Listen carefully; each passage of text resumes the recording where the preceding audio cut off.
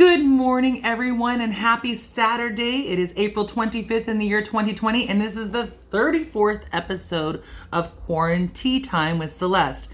Anybody else getting a little bit of a Groundhog Day feeling? Here we go again. All right, so today we are celebrating the birthday of one of my favorite people, one of my favorite musicians, one of my favorite singers of all time.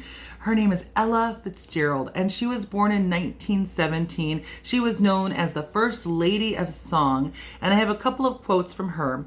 She said, "Just don't give up trying to do what you really want to do. Where there is love and inspiration, I don't think you can go wrong." Absolutely, Ella.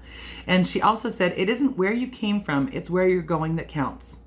Yeah, and she has some stories. I'll tell you a little bit in this episode about her life. Another one is Manal Al-Sharif. She is a woman in the Middle East that is fighting for women's rights to drive and for equal rights for women. She's awesome. She says, "My message to the world is to surrender your ego. Try not to think that you are not as fortunate as some people or inferior or not as good as someone else." Absolutely. And on the other flip side, never think you're better than anyone else either. So both of those things.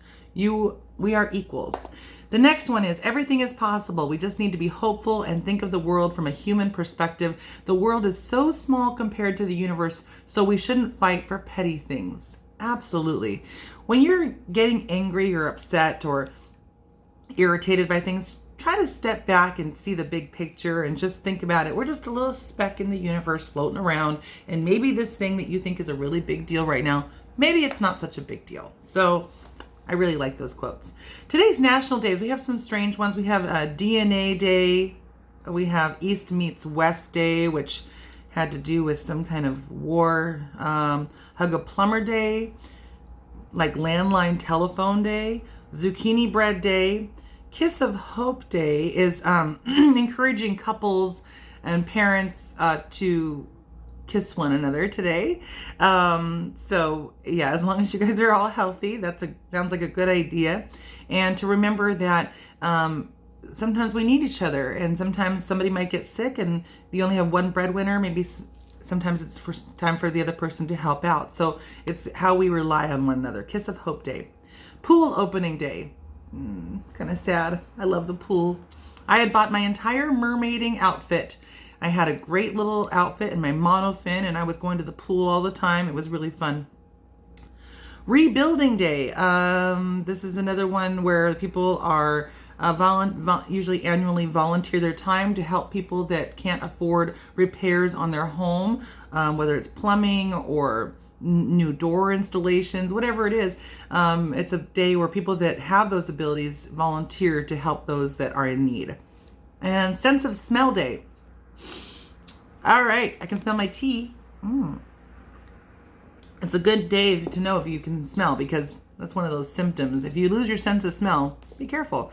Actually, my sister doesn't have a sense of smell. And so I always thought that was interesting growing up with someone who had no sense of smell. I always had to tell her if something smelled right or not.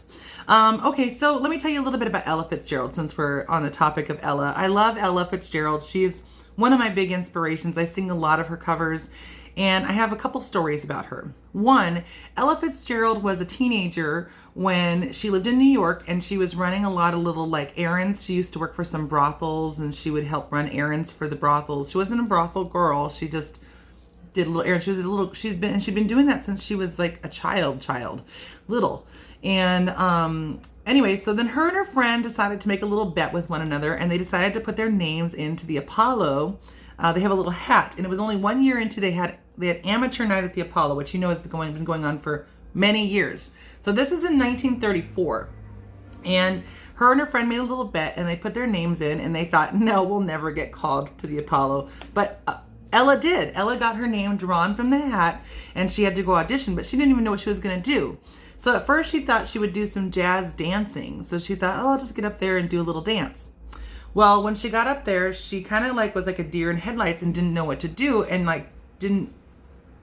they were started laughing at her. People started laughing at her at the Apollo, and it was really it still is kind of hardcore.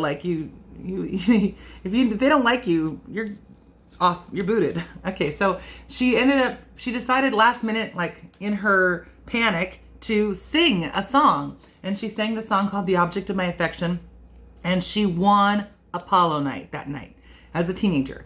And so then she that was her first start, her little step into becoming a singer. Like I said, she didn't even know she was a singer. That was her first time. And then she, a few years later, got discovered by Chick Webb, and she started this whole career. Well, at the time, race relations, of course, were really crappy still, and so it was harder to get the bigger gigs, and a lot of places wouldn't hire someone who was of her skin tone. So she had befriended this young actress who this is my favorite story. She had befriended this young actress, and her name was Marilyn Monroe. And Marilyn Monroe was a huge fan of Ella Fitzgerald. She loved her. She loved everything about her. Ella's sweet demeanor. They were friends. They were buddies. And Marilyn Monroe, of course, had connections. She knew people. And there was this club in LA called the Macombo Room that was a very famous jazz place. And if you got into play in the Macombo Room, you made it. You had arrived. This was the place to play. And so Marilyn Monroe, but they would not hire people that were black or brown skin toned. They were extremely racist at that time. And this was in Los Angeles. And so Marilyn Monroe called up the owner of the Macombo Room and said, look, I know this super talented girl. She's my girlfriend. We're friends. And if you hire her to perform at your club, I will sit front row and center every night that she performs. And the club owner was like, no, I don't hire black women. There's no way. But then it's like, biggest star in the entire world wants me to hire this person. Maybe I should rethink that, because you know that club was going to be packed every night that Marilyn Monroe came in. Anyway, so Marilyn Monroe makes good on her promise. Ella Fitzgerald gets the gig. She plays there a lot. She plays at the Macombo Room a lot.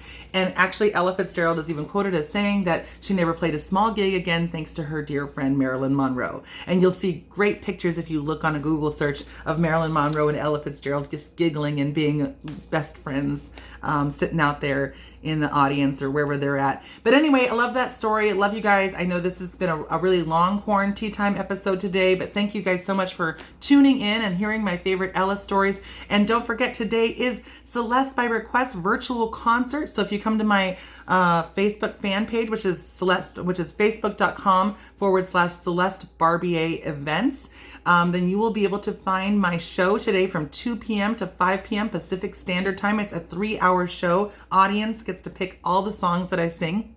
If you want to hear some Ella Fitzgerald, some Amy Winehouse, some Etta James, some Sam Cooke, Carole King, Karen Carpenter, whatever you like. I've got 300 songs on my list. You can go to CelesteBarbier.com to find that list. And hopefully I will see you this afternoon for a nice little virtual concert. So thank you guys so much for tuning into my quarantine time. Have a fabulous Saturday, whatever you do. Enjoy yourself. Stay safe, stay healthy, and keep a positive attitude. And drink some tea. Oh, I lost my tag.